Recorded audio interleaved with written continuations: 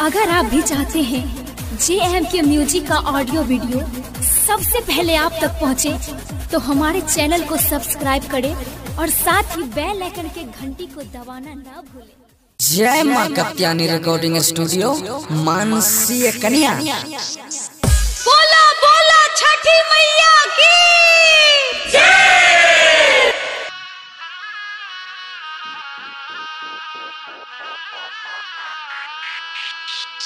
भूखे प्यासे छठी कलिया साजी के अरमान माहे रोवे नयन माँ।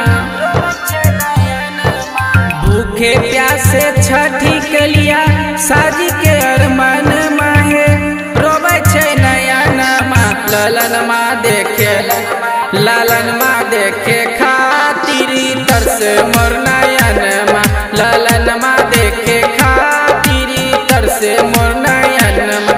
हे मोरी मैया हे छठी मैया हमरा से भेले किया पमन माँ। हे छठी मैया हमरा से भेले किया पमन माँ। ललन माँ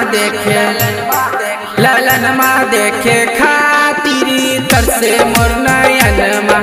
ललन माँ देखे खातिर तरसे मोर नयन माँ। बोला बोला छठी मैया की जय मां कत्यानी रिकॉर्डिंग स्टूडियो मानसी एक कन्या। ललन माँ देखे खातिर तरसे मोर नयन माँ। तरसे मोर नयन माँ। दुखिया बेटिया माई तोहर सेवकिया बेटिया करे पुकार हे। गोदिया भरता हमर हे छठी मैया सुपवा चढ़ई जरूर। ता कहिया मैया गोदी में खेले तैलन माँ। ता कहिया मैया गोदी में खेले तैलन माँ। ललन माँ देखे खातिर तरसे मोर नयन माँ।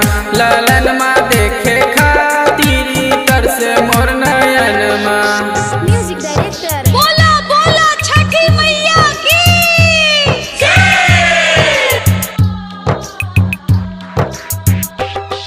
ललन माँ देखे खातिर तरसे मोर नयन माँ।